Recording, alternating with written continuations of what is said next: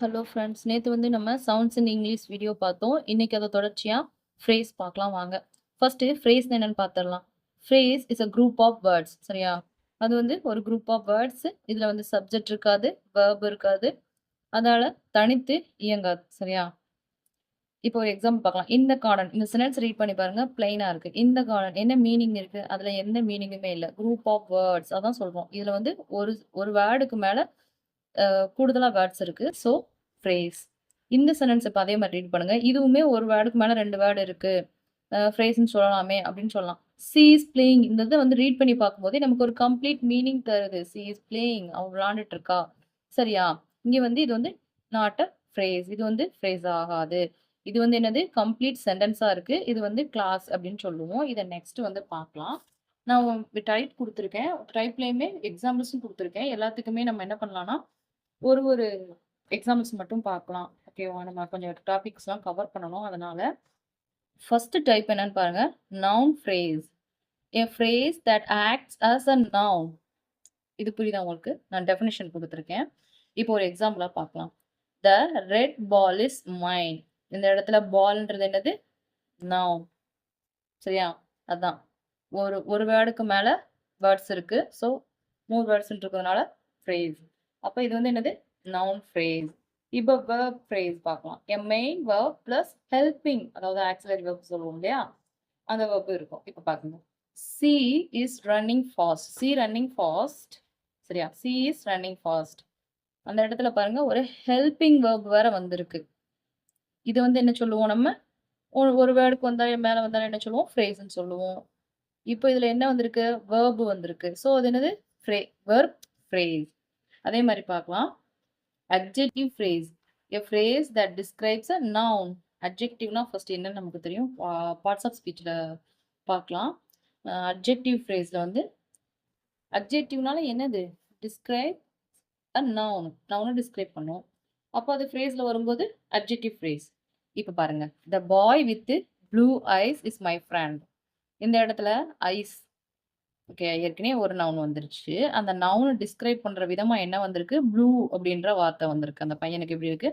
கண் ப்ளூ கலர்ல இருக்கு அப்படின்னு சொல்லி மென்ஷன் பண்ணியிருக்காங்க. அந்த இடத்துல அந்த நவுன டிஸ்கிரைப் பண்ணி வந்திருக்கிறதுனால அட்ஜெக்டிவ் ஃப்ரேஸ். நெக்ஸ்ட் என்ன பார்க்கலாம்? Adverb phrase. இந்த இடத்துல பாருங்க. அதே மாரி அட்வர்ப் என்ன டிஸ்கிரைப் பண்ணும்? Verb, adjective, adverb. இந்த 3க்குமே டிஸ்கிரைப் பண்ணி வரதான் அட்வர்ப் ஃப்ரேஸ். அதே மாரி பாருங்க. இது எப்படி இருக்கணும்னா, ஒரு கொஸ்டினுக்கு ஆன்சர் பண்ற மாரி இருக்கும். எந்த மாரி கொஸ்டினுக்குன்னு பாருங்க. வென்ன்ற மாரி. அந்த கொஸ்டினுக்கு எப்போ, எங்க, எப்படி இந்த மாரி ஆன்சர் கொஸ்டின் வந்ததுக்கு ஆன்சர் பண்ற மாரி இருக்கும். அந்த சென்டென்ஸ். வாங்க அத பார்க்கலாம்.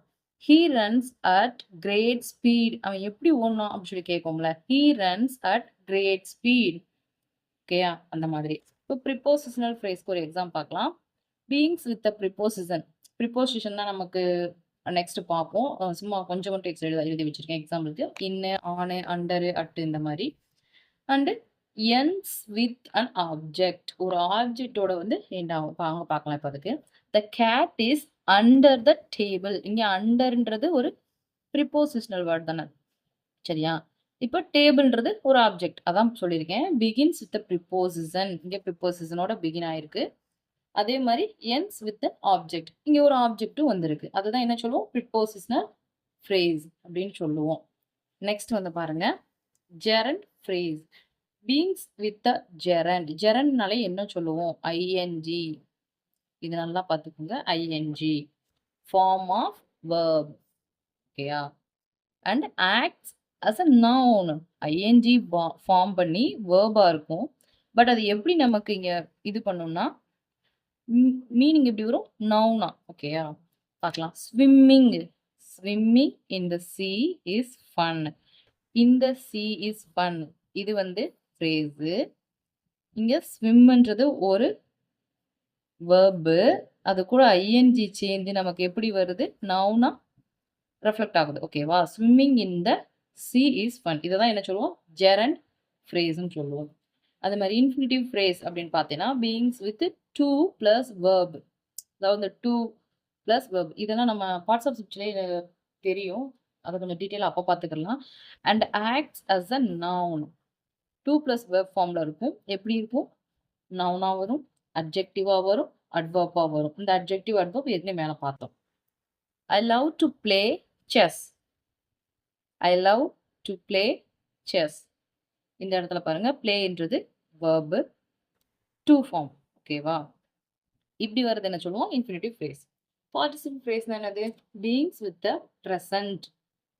அது எப்படி இருக்கும்? அந்த இது வந்து பிரசன்ட்ல ஐஎன்ஜி அந்த ஃபார்ம்ல இருக்கும். இல்லைன்னா பாஸ்ட் வந்து என்ன போடுவோம்? இடி தான். Participle and acts as a adjective. இது எப்படி வரும்னா, நல்லா பாருங்க, ஒரு பிரசன்ட் ஐஎன்ஜி ஃபார்ம்ல வருது. இல்லைன்னா ஒரு பாஸ்ட் இடி அந்த ஃபார்ம்ல அந்த வேர்டு வருது. ஆனா அது எப்படி பொருள் தருது நமக்கு? அட்ஜெக்டிவா அங்க ப்ரொஜெக்ட் ஆகுது நமக்கு. Running late, C skipped breakfast. சரியா?